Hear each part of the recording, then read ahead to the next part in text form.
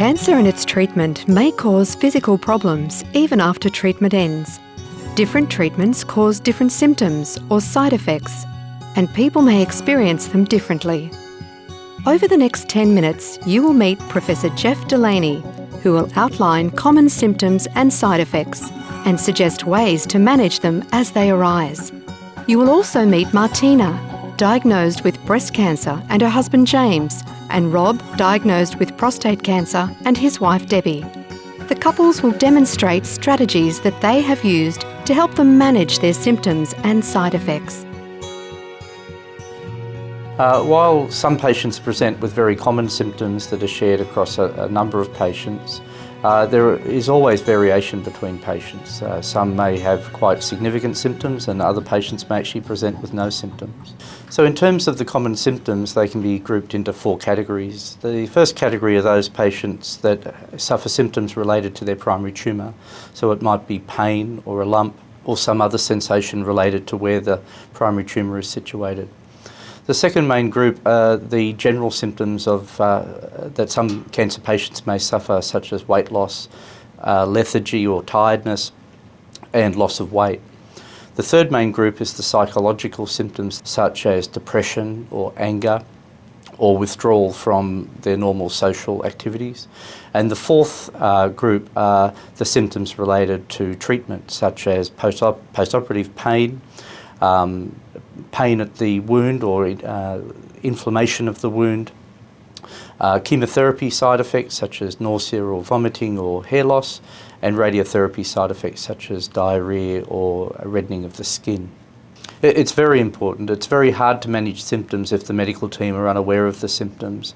And we do see patients attempt to struggle through treatment when really just a simple inquiry about their symptoms may lead to better care and greater comfort for the patient during their treatment.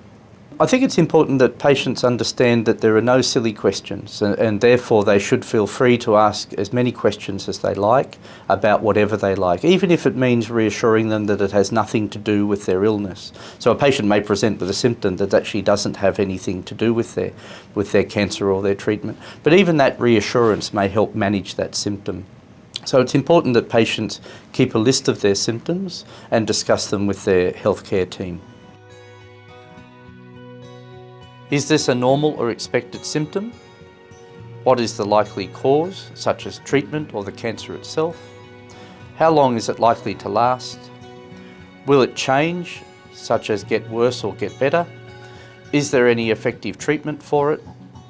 What can I do to manage it, such as diet, exercise or rest? How might it affect my treatment and recovery? If and when it goes away, is it likely to return? When should I contact you, such as if it gets worse or there are any changes? Are there other healthcare professionals who can help me manage it? Hello Rob, hello Deb. Hi Dr. Delaney. Rob, I see that you've written a list of questions for me today, so why don't we run through your questions? Yes, Doctor, I've been getting these areas of irritation around my backside, the areas skin sore, irritated. I was just wondering, is that normal?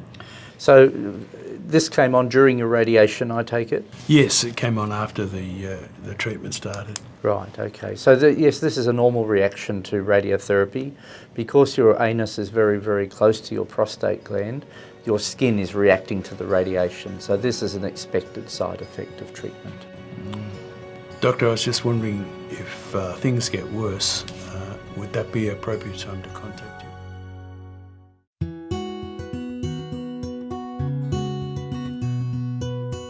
So if we take pain as an example, it's very important that the doctor find out where the pain is, the severity of the pain, and often we use a pain score out of 10, where the pain goes to, what may bring the pain on, what might alleviate the pain, and whether the patient has tried anything to date with regard to managing their symptom. When does it happen? How long does each episode last? How does it feel? Where do you feel it? How bad is it? I often ask people to rate the symptom on a scale of 1 to 10. What did you do that day? What other things happened at the same time? What did you have to eat or drink? What relieved it? I felt terribly nauseated for about 3 or 4 days after the treatment. I just wanted to rest up and stay at home. I also found that with the strong smells around me, I could keep very little down, and it just made me very weak and lethargic. Well, after surgery, I felt pain and discomfort. I couldn't sleep, and that was because I couldn't get comfortable. That made me grumpy and tired. Honestly, I didn't realise just how much pain I'd feel. In terms of how they may be managed, it depends a lot on what the problems are and how severe that they are. So generally this involves a conversation with the patient about their symptoms and about their severity and how it affects their quality of life. And then you may try various different treatments in order to alleviate some of those symptoms. So the first thing is obviously take notice of what their symptoms are and self-manage them if they're relatively mild, such as if they've got pain, they might take some Panadol.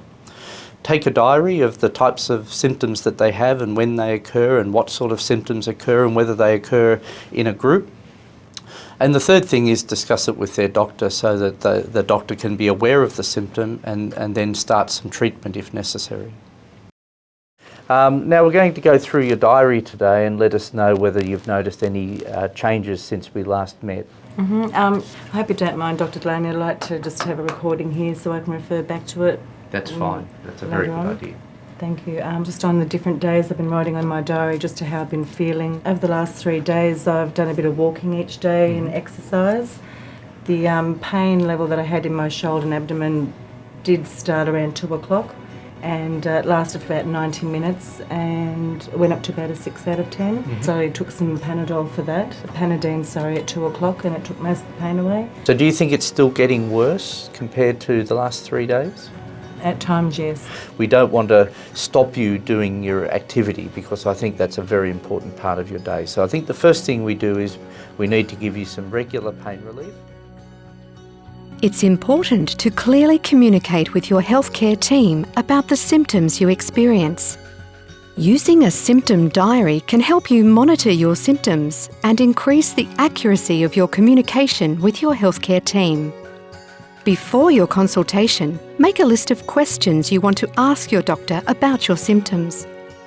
There are various self-management strategies that you can try to manage your symptoms. The Coping Together booklet and website have many strategies for dealing with common symptoms and treatment side effects.